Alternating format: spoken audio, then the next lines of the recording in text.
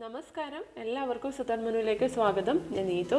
അപ്പോൾ സതേൺ മെനുവിൽ ഇന്ന് ഞാൻ പത്തിരിയാണ് ഉണ്ടാക്കുന്നത്. ഇപ്പോൾ ഒരുപാട് വെറൈറ്റി ആയിട്ടുള്ള പത്തിരി ഉണ്ട്. അപ്പോൾ അതിനകത്ത് ഒരു പത്തിരിയാണിത്, പൊരിച്ച പത്തിരിയാണ് ഞാനിന്ന് ഉണ്ടാക്കാൻ പോകുന്നത്. അപ്പോൾ ഇത് ബ്രേക്ക്ഫാസ്റ്റ് ആയിട്ടും 4 മണി പലഹാരമായിട്ടൊക്കെ നമുക്കിത് കഴിക്കാവുന്നതാണ്. പിന്നെ ഇതിൽ ഞാൻ നാട്ടിലുണ്ടാക്കുന്ന രീതിയിലാണ് ഞാനിപ്പോൾ ഇത് ചെയ്തിട്ടുള്ളത്. ചിലപ്പോൾ നിങ്ങൾ ഉണ്ടാക്കുന്ന രീതിയിൽ ചിലപ്പോൾ വ്യത്യാസം വരാം. അപ്പോൾ എന്തായാലും നിങ്ങൾ വീഡിയോ ഒന്ന് കണ്ടു നോക്കുക, ഇതുപോലെയൊക്കെ ഒന്ന് ട്രൈ ചെയ്ത് നോക്കുക. നല്ല സോഫ്റ്റ് ആയിട്ടുള്ള പത്തിരി നിങ്ങൾക്ക് കിട്ടും. അപ്പോൾ ആദ്യമായിട്ട് കാണുന്നവരാണെങ്കിൽ ചാനൽ സബ്സ്ക്രൈബ് ചെയ്യാൻ മറക്കരുത്. അപ്പോൾ നമുക്ക് റെസിപ്പിയിലോട്ട് പോവാം. അപ്പോൾ ഞാൻ ഈ പത്തിരി ഉണ്ടാക്കാൻ വേണ്ടിയിട്ട് ഞാനിത് തലേദിവസം അരി കുതിർത്ത് വെച്ചിട്ടുണ്ടായിരുന്നു. അപ്പം ഞാൻ രാവിലെ ഉണ്ടാക്കാൻ വേണ്ടിയിട്ടാണ് ഇപ്പോൾ ഇത് ചെയ്യുന്നത്. അപ്പോൾ നിങ്ങൾ വൈകുന്നേരം ഉണ്ടാക്കാനാണെങ്കിൽ രാവിലെ കുതിർത്ത് വെച്ചാൽ മതിയാവും. ഏകദേശം ഒരു 5-6 മണിക്കൂർ കുതിർത്താൽ മതിയാവും. അപ്പോൾ ഞാനിവിടെ എടുത്തിരിക്കുന്നത് റേഷൻ അരിയാണ്. 1 കപ്പ് റേഷൻ അരിയാണ് നന്നായിട്ട് കഴുകിയിട്ട് വെള്ളത്തിലിട്ട് കുതിർത്ത് വെച്ചതാണ്. അപ്പോൾ നിങ്ങൾക്ക് ഏത് പുഴുങ്ങലരി വേണമെങ്കിലും എടുക്കാവുന്നതാണ്. അപ്പം ഇതിനകത്ത് പച്ചരിയും കൂടെ ചേർക്കാറുണ്ട്. അപ്പോൾ ഗ്രൈൻഡറിൽ അരക്കുന്നവരാണെങ്കിൽ മുഴുവനായിട്ടും പുഴുങ്ങലരിയിൽ ചെയ്തിട്ടുണ്ടെങ്കിൽ നല്ല സോഫ്റ്റ് ആയിട്ടുള്ള പത്തിരി കിട്ടും. അപ്പോൾ മിക്സിയിലാണ് ചെയ്യുന്നതെങ്കിൽ ഇപ്പോൾ ചെറുതായിട്ട് നമ്മൾ പച്ചരി ചേർക്കുന്നതിന് പകരം നമുക്ക് അരിപ്പൊടി ചേർക്കാം. കാരണം മിക്സിയിൽ കറക്റ്റായിട്ടുള്ള ഒരു പാകം ചിലപ്പോൾ നമുക്ക് കിട്ടാൻ പാടായിരിക്കും. അപ്പോൾ അതിൻ്റെ കൺസിസ്റ്റൻസി അഡ്ജസ്റ്റ് ചെയ്ത് കൊടുക്കാൻ വേണ്ടിയിട്ട് നമുക്ക് ആവശ്യാനുസരണം പച്ചരിയുടെ പൊടി നമുക്ക് ചേർത്ത് കൊടുക്കാം. അപ്പോൾ എന്തായാലും ഞാനിത് മിക്സിയുടെ ജാറിലേക്ക് ഇട്ടിട്ടുണ്ട്. അപ്പോൾ ഇത് നമ്മളിനി കുറേശ്ശെയായിട്ടൊന്ന് അരച്ചെടുക്കുകയാണ് വേണ്ടത്. അപ്പോൾ അതിൻ്റെ കൂടെ ഞാൻ കുറച്ച് ഉപ്പ് ഇട്ടിട്ടുണ്ട്. ഇത് ഞാൻ ആദ്യം തന്നെ ഒന്ന് പൊടിച്ചെടുക്കുവാണ്. അപ്പോൾ നന്നായിട്ടൊന്ന് പൊടിച്ചെടുക്കുവാണ്. അപ്പോൾ പെട്ടെന്ന് നമുക്ക് കറക്റ്റായിട്ട് അധികം വെള്ളമൊന്നും ഉപയോഗിക്കാതെ നമുക്കിതൊന്ന് അരച്ചെടുക്കാൻ പറ്റും. അതുകൊണ്ട് ആദ്യം തന്നെ നന്നായിട്ടൊന്ന് പൊടിച്ചെടുക്കാം. അപ്പോൾ ചെറുതായിട്ട് ഇതിനകത്ത് നനവുണ്ടായിരുന്നു, അതുകൊണ്ടാണ് ഇങ്ങനെ കട്ടയായിട്ട് നിൽക്കുന്നത്. അപ്പോൾ നമുക്കിനി വളരെ കുറച്ച് വെള്ളം ഒഴിക്കണം. നമ്മൾ ലൂസാവാൻ പാടില്ല മാവ്, അത് പ്രത്യേകം ശ്രദ്ധിക്കണം. ഏകദേശം 2 സ്പൂണൊക്കെ ഒഴിച്ചു കൊടുത്താൽ മതിയാവും. ഇത്രയും ബാക്കിയുണ്ട്. അപ്പോൾ 2 സ്പൂണൊക്കെ ഒഴിച്ചാൽ മതിയാവും. എന്നിട്ട് നിർത്തിയിട്ട് വേണം നമ്മൾ മിക്സിയിൽ ഇത് അടിച്ചെടുക്കാൻ വേണ്ടിയിട്ട്. കാരണം നമ്മൾ വെള്ളം ഒഴിക്കാതെ അരക്കുമ്പോൾ ചിലപ്പോൾ മിക്സി ചൂടാവും, കേടായി പോകാനുള്ള ചാൻസ് ഉണ്ട്. അതുകൊണ്ട് വളരെ പതുക്കെ നിർത്തിയിട്ട് അരച്ചെടുക്കാം. അപ്പോൾ ഇത് ഏകദേശം നല്ല കട്ടിയിൽ തന്നെ, നിങ്ങൾക്ക് എത്രത്തോളം കട്ടിയിൽ അരച്ചെടുക്കാൻ പറ്റുമോ അത്രയും കട്ടിയിൽ നിങ്ങൾ അരച്ചെടുക്കുക. അപ്പോൾ ഞാനിപ്പോൾ എന്തായാലും അരി അരച്ചിട്ടുണ്ട്. അപ്പോൾ നമ്മളിതിനൊരു പാത്രത്തിലേക്ക് മാറ്റാം. ഇപ്പോൾ ഗ്രൈൻഡറിലാണ് നിങ്ങൾ അരക്കുന്നതെങ്കിൽ നന്നായിട്ട് തന്നെ ഇത് കിട്ടും. ഗ്രൈൻഡറിലാണ് കുറച്ചും കൂടെ നല്ലത്. ഗ്രൈൻഡർ ഇല്ലാത്തവർക്ക് മിക്സിയിൽ ഈ ഒരു രീതി ഫോളോ ചെയ്യാവുന്നതാണ്. അപ്പോൾ ഗ്രൈൻഡറിൽ അരക്കുവാണെങ്കിൽ നിങ്ങൾ ഒരു പിടി വേണ്ട, ഒരു 2 ടേബിൾ സ്പൂണ് പച്ചരിയും കൂടെ അതിൻ്റെ കൂടെ ചേർത്തിട്ടുണ്ടെങ്കിൽ നല്ലൊരു പത്തിരി നമുക്ക് കിട്ടും. അപ്പോൾ കയ്യിലൊന്നും ഒട്ടിപ്പിടിക്കാതെ നമുക്ക് പത്തിരി ചെയ്തെടുക്കാൻ പറ്റും.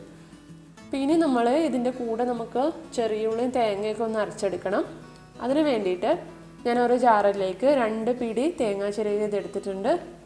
അതേപോലെ തന്നെ ഒരു 5 ചെറിയുള്ളി ചെറുതായിട്ട് കഷ്ണങ്ങളാക്കിയിട്ട് ഇതിനകത്തേക്ക് ഇട്ട് കൊടുക്കുവാണ്. അപ്പോൾ നിങ്ങളുടെ കയ്യിൽ ചെറിയുള്ളി ഇല്ലാന്നുണ്ടെങ്കിൽ സവോള ആഡ് ചെയ്ത് കൊടുക്കാവുന്നതാണ്.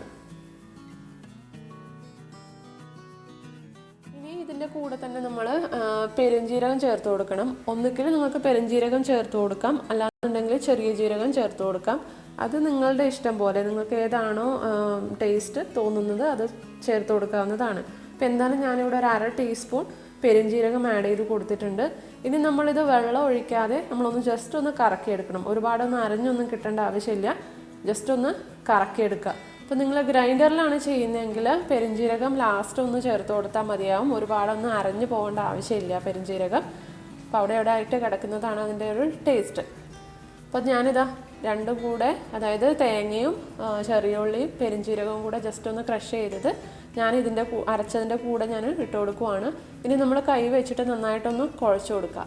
അപ്പോൾ മാത്രമേ നമുക്ക് അതിൻ്റെ കറക്റ്റായിട്ടുള്ള പാകം ഒന്ന് മനസ്സിലാവുള്ളൂ. അപ്പോൾ നമുക്ക് വെള്ളം അധികമാണോ അല്ലെങ്കിൽ നമ്മളിനി അരിപ്പൊടി ചേർക്കണോ എന്നുള്ളത് മനസ്സിലാവണമെങ്കിൽ കൈകൊണ്ട് തന്നെ കുഴയ്ക്കുക.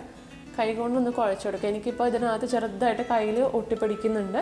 അപ്പോൾ അതുകൊണ്ട് ഞാൻ 1 സ്പൂണ് പച്ചരിയുടെ പൊടി ഞാൻ ചേർത്ത് കൊടുക്കുവാണ്. ഇപ്പം നിങ്ങൾക്ക് കയ്യിൽ ഒട്ടിപ്പിടിക്കാതെ നന്നായിട്ട് അരച്ചെടുത്ത് കിട്ടിയിട്ടുണ്ടെങ്കിൽ പച്ചരിയുടെ പൊടി ചേർക്കേണ്ട ആവശ്യമില്ല. ഡയറക്റ്റായിട്ട് തന്നെ മുഴുവനായിട്ട് പുഴുങ്ങലരി വെച്ചിട്ട് ചെയ്യാവുന്നതാണ്, ഒരു കുഴപ്പമില്ല. അപ്പോൾ ഞാൻ പൊടി കൂടെ ചേർത്തിട്ട് നന്നായിട്ടൊന്ന് കുഴച്ചെടുത്തിട്ടുണ്ട്. ഇപ്പോൾ ഇതാ കറക്റ്റായിട്ട് എനിക്ക് കിട്ടിയിട്ടുണ്ട്. അപ്പം നമ്മൾ ഉരുളകളാക്കാൻ പാകത്തിന് കയ്യിൽ ഒട്ടിപ്പിടിക്കാതെ കിട്ടിയിട്ടുണ്ട്. ഇതാണ് അതിൻ്റെ പാകം, മാവിൻ്റെ പാകം ഇതാണ്. അപ്പോൾ ഇനി നമ്മൾ നന്നായിട്ടൊന്ന് കൈകൊണ്ട് മിക്സ് ചെയ്തതിന് ശേഷം നമ്മൾ ഇനി ഇതൊന്ന് ഉരുളകളാക്കിയിട്ട് എടുക്കണം. അപ്പോൾ ഇത് സാധാരണ പത്തിരി നമ്മൾ കൈ കൊണ്ടാണ് പരത്തിയെടുക്കുന്നത്. അതായത് കയ്യിൽ ഉള്ളം കയ്യിൽ വെച്ചിട്ട് നമ്മൾ കൈ കൊണ്ട് പ്രസ് ചെയ്തിട്ടാണിത് ചെയ്യുന്നത്.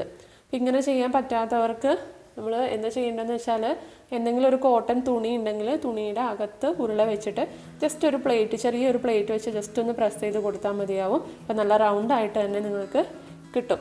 അപ്പം അങ്ങനെ നിങ്ങൾക്ക് ചെയ്യാം. അത് എളുപ്പമാണ്. കൈകൊണ്ട് ഇങ്ങനെ ചെയ്യുന്നതിനേക്കാളും അതാണ് കുറച്ചും കൂടെ എളുപ്പം. അപ്പം അങ്ങനെയും ചെയ്യാം.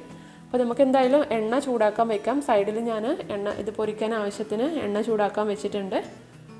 ഇനി നമ്മളിതാ പരത്തിയിട്ടുള്ള പത്തിരി, ഇതിൻ്റെ കനം നിങ്ങൾ ശ്രദ്ധിച്ചോളുക. ഈ ഒരു കട്ടിയിൽ വേണം നിങ്ങൾ പരത്തിയെടുക്കാൻ.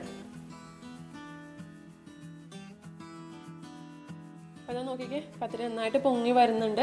അപ്പോൾ ഇത് പൊങ്ങി വരാൻ വേണ്ടിയിട്ട് 1 മിനിറ്റ് വരെ എടുക്കും. അപ്പോൾ നമ്മൾ ഇട്ട ഉടനെ നമ്മൾ തവി വെച്ചൊന്നും ഇളക്കിയൊന്നും വേണ്ട, അത് തനിയെ പൊങ്ങി വന്നോളൂ. അപ്പം ഫ്ലെയിം മീഡിയം ഫ്ലെയിമിൽ വെക്കാം. അപ്പോൾ പൊങ്ങി വന്നതിന് ശേഷം നമ്മൾ തിരിച്ചും മറിച്ചും ഇട്ടിട്ട് ഒന്ന് ഫ്രൈ ചെയ്തെടുക്കാവുന്നതാണ്. അപ്പോൾ ഫ്ലെയിം മീഡിയം ഫ്ലെയിമിൽ വെക്കാൻ പ്രത്യേകം ശ്രദ്ധിക്കാം. അപ്പോൾ ശ്രദ്ധിക്കേണ്ട കാര്യങ്ങളെക്കുറിച്ച് ഞാൻ ചെറുതായിട്ടൊന്ന് പറഞ്ഞുതരാം. അപ്പോൾ എണ്ണ ചൂടായതിന് ശേഷം മാത്രം നമ്മൾ പത്തിരി ഇട്ട് കൊടുക്കുക. അതേപോലെ തന്നെ പത്തിരി പരത്തുന്ന സമയത്ത് ഒരുപാട് നേർത്തതായിട്ട് പരത്തരുത്, അതേപോലെ തന്നെ ഒരുപാട് കട്ടിയിലും പരത്തരുത്. അപ്പോൾ നേർത്തതാണെങ്കിൽ പെട്ടെന്ന് പൊട്ടിപ്പോവും, കട്ടിയിലാണെങ്കിൽ പത്തിരി ഹാർഡായി പോവും. അപ്പോൾ അത് ശ്രദ്ധിക്കണം. പിന്നെ വേണ്ടത് നമ്മുടെ പച്ചരിയുടെ പൊടി ചേർക്കുമല്ലോ, അപ്പോൾ അത് മാക്സിമം കുറച്ച് ചേർക്കാൻ ശ്രദ്ധിക്കുക. അപ്പം ഒട്ടും ചേർത്തില്ലെങ്കിലും കുഴപ്പമില്ല, പക്ഷെ കുറച്ച് ചേർക്കാൻ ശ്രദ്ധിക്കുക. ഇപ്പം പച്ചരി ചേർക്കുമ്പോൾ നമ്മുടെ പത്തിരി ഒരുപാട് ഹാർഡായി പോകും. അപ്പം അതും ഒന്ന് ശ്രദ്ധിക്കാം. അപ്പോൾ ഇത്രയാണ് മെയിനായിട്ടുള്ളത്. അപ്പോൾ മീഡിയം ഫ്ലെയിമിൽ വെച്ച് തന്നെ പൊരിക്കാനും ശ്രദ്ധിക്കണം. പൊരിച്ച പത്തിരി എല്ലാവർക്കും ഇഷ്ടപ്പെട്ടെന്ന് വിചാരിക്കുന്നു. ഞാനിന്നലെ അപ്ലോഡ് ചെയ്തിട്ടുണ്ടായിരുന്ന പാചകക്കറി ഇതിന് നല്ലൊരു കോമ്പിനേഷനാണ്. അപ്പോൾ എല്ലാവരും ട്രൈ ചെയ്തിട്ട് നിങ്ങളുടെ അഭിപ്രായങ്ങളൊക്കെ താഴെ കമൻറ്റിൽ അറിയിക്കുക. അപ്പോൾ വീഡിയോ ഇഷ്ടപ്പെട്ടിട്ടുണ്ടെങ്കിൽ ലൈക്ക് ചെയ്യാനും കമൻറ്റ് ചെയ്യാനും ഷെയർ ചെയ്യാനും ഒന്നും മറക്കരുത്. അതേപോലെ തന്നെ ചാനൽ സബ്സ്ക്രൈബ് ചെയ്യാം. അപ്പോൾ നമുക്ക് അടുത്ത വീഡിയോയിൽ വീണ്ടും കാണാം. താങ്ക്